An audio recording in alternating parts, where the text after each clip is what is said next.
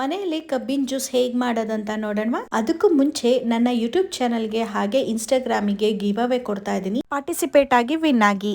ಈಗ ಕಬ್ಬಿನ ಜ್ಯೂಸ್ ಮಾಡೋದಕ್ಕೆ ಒಂದು ಮಿಕ್ಸಿ ಜಾರಿಗೆ 2 ಸ್ಪೂನ್ ಆಗೋಷ್ಟು ಬೆಲ್ಲ, ಒಂದು 7 ರಿಂದ 8 ಪುದೀನ ಸೊಪ್ಪಿನ ಎಲೆ, ಹಾಗೆ 1 ಇಂಚ್ ಆಗೋಷ್ಟು ಶುಂಠಿ, ಒಂದು ನಿಂಬೆ ಹಣ್ಣಿನ ರಸ, ಹಾಗೆ ಚಿಟಿಕೆ ಅಷ್ಟು ಉಪ್ಪನ್ನ ಹಾಕಿ ನಾನು ಕೋಲ್ಡ್ ವಾಟರ್ ನ ಬಳಸಿದೀನಿ. ಬೇಕಂದ್ರೆ ಐಸ್ ಕ್ಯೂಬ್ ನ ಹಾಕೊಂಡು ಇದನ್ನ ರುಬ್ಕೋಬೇಕು. ನಂತರ ಇದನ್ನ ಡೈರೆಕ್ಟ್ ಆಗಿ 2 ಗ್ಲಾಸ್ಗೆ ಸರ್ವ್ ಮಾಡ್ಕೊಳ್ಳಿ.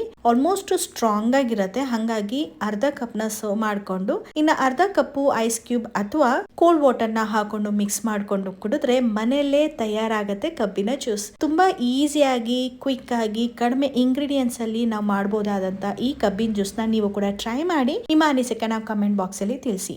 ಗಿವ್ ಅವೇ ಬಗ್ಗೆ ಇನ್ ಡೀಟೇಲ್ ಆಗಿ ತಿಳ್ಕೊಬೇಕಂದ್ರೆ ಕಮೆಂಟ್ ಬಾಕ್ಸ್ ಅಲ್ಲಿ ತಿಳಿಸಿ, ನಾನೊಂದು ವಿಡಿಯೋ ಮಾಡಿ ಹಾಕ್ತೀನಿ. ಹಾಗೆ ನನ್ನ ಚಾನಲ್ಗೆ ಸಬ್ಸ್ಕ್ರೈಬ್ ಆಗಿಲ್ಲ ಅಂದ್ರೆ ಸಬ್ಸ್ಕ್ರೈಬ್ ಮಾಡ್ಕೊಂಡು ಇನ್ಸ್ಟಾಗ್ರಾಮ್ನ ಫಾಲೋ ಮಾಡ್ಕೊಳ್ಳಿ. Thank you.